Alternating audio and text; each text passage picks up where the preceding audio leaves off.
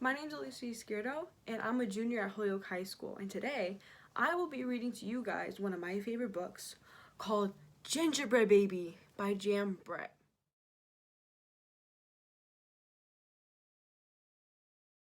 It was cold outside. It was warm inside. A fine day for gingerbread, Maddie thought. Maddie's mother put the big blue bowl on the table and lit the stove. Maddie took down a worn-looking cookbook with old-fashioned writing on the cover. He opened it up to the page that said Gingerbread Boy.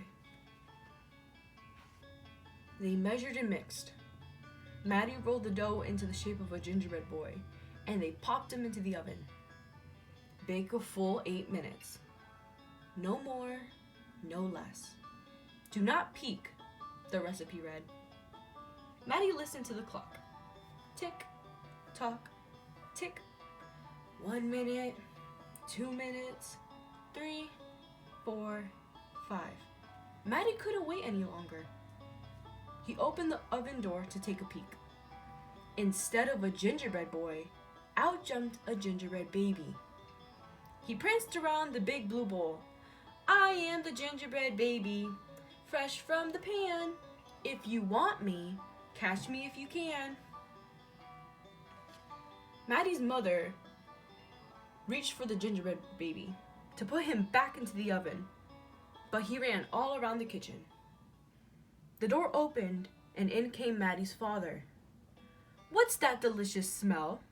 He asked as the gingerbread baby tumbled through his legs and outside into the yard. He ran by the tabby cat.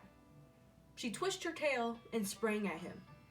They rumbled and tumbled, but the gingerbread baby came out on top. He ran toward the garden wall. The dog caught a whiff of tasty ginger and sniffed along behind him. But the gingerbread baby was already halfway up when the dog caught up. He barked and barked as the gingerbread baby climbed over the wall. Maddie was still inside. He heard his mother and father yelling. He heard a cat meowing and a dog barking. And he heard the gingerbread baby shouting, "Catch me if you can." Maddie opened up the worn-looking cookbook for the second time. Meanwhile, the gingerbread baby wheeled on down the path and into the barn. The goats looked up as he somersaulted across their backs. The last one tried to catch him, but the gingerbread baby was too fast. Martha and Madeline were standing by the well when the gingerbread baby stopped to take a drink. They looked at each other and winked. Martha started to talk to him while Madeline tiptoed behind him with the bucket. But they couldn't fool that gingerbread baby.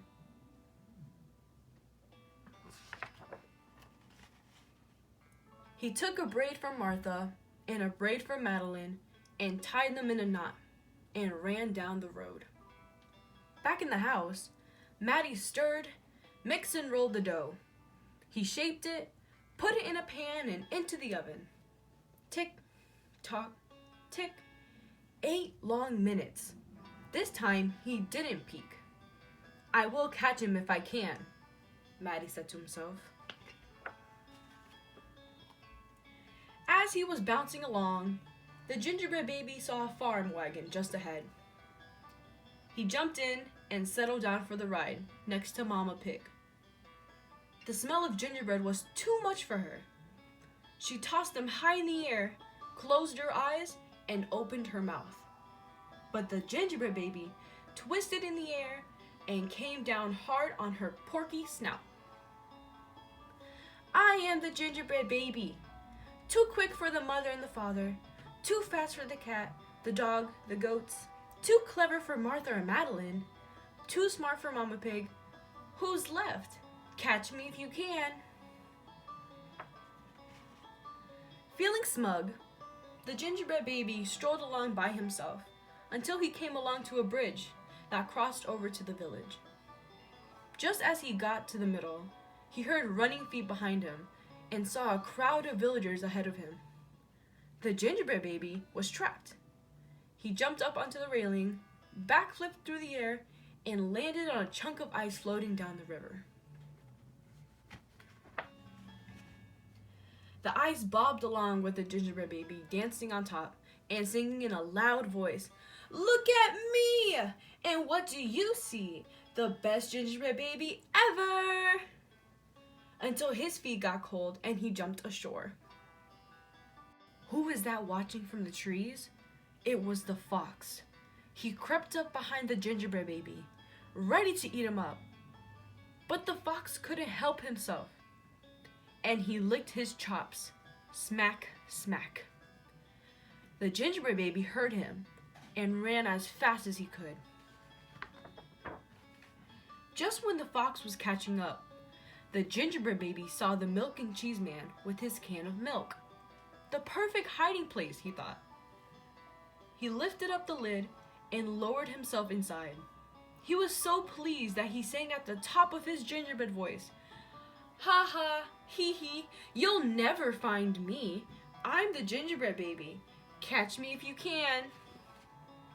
The milk and cheese man heard the gingerbread baby's voice.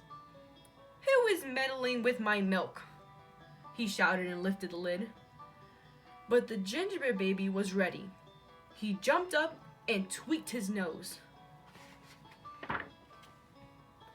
Now the milk and cheese man, the fox, the villagers, the mama pig, Martha and Madeline, the bleating goats, the barking dog, the meowing cat, the father and the mother were all after the gingerbread baby and getting closer, and he knew it. The brash baby was not so peppy and proud as he had been. He sniffed a familiar smell and followed his nose into the woods. He couldn't believe what he saw. There, in the middle of a clearing, was a gingerbread house, frosted with sugar, covered with candy, and doors with peppermint handles wide open. The gingerbread baby clapped his hands with glee and ran inside. In a tick-tock tick, everyone had arrived in the clearing. But all they found were a few bits of frosting, a peppermint candy, and some crumbs. The father exclaimed, "The gingerbread baby has finally met his match." "I wonder who it was," the mother said. "Let's go home and tell Maddie." "Hello, Maddie," his father said when they got home. "We never did catch that gingerbread baby. All we found were some crumbs in the snow." "I see you have been busy," his mother said, looking at the gingerbread house Maddie was holding. "Too bad we never caught that gingerbread baby." "Too bad," said Maddie. Only Maddie could hear the tiny voice from inside the gingerbread house. "I'm the little gingerbread baby, lucky as can be, to be living in this house that Maddie made for me.